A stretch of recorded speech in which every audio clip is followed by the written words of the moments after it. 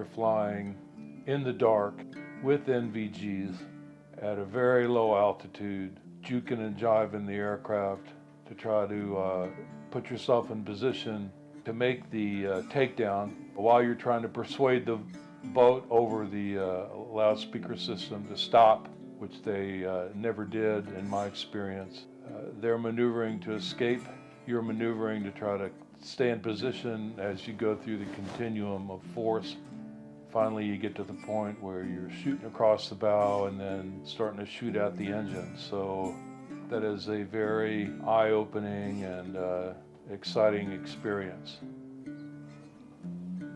Hate to say this, but I knew next to nothing about HITRON when Admirals Belts and Olson called me and persuaded me to take on the job of CO at HITRON.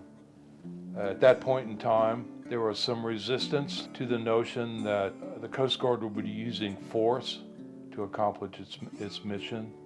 Coast Guard obviously is known worldwide, at least it was at that time, as a search and rescue environmental response government agency.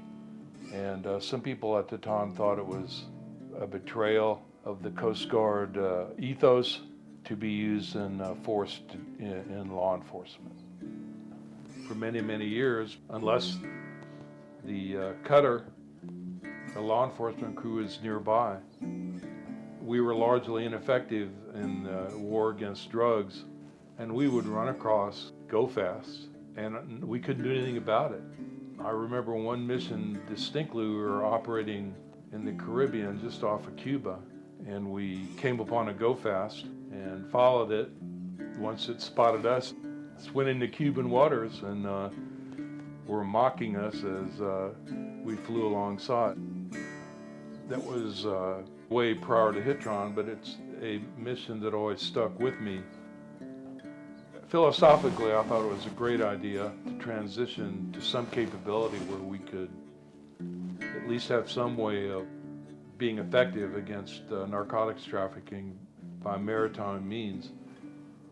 As part of my process to trying to ramp up and understand what HITRON did and what the missions entailed and so forth. Even as an 06, I went on 3 different deployments during my first year and a half there.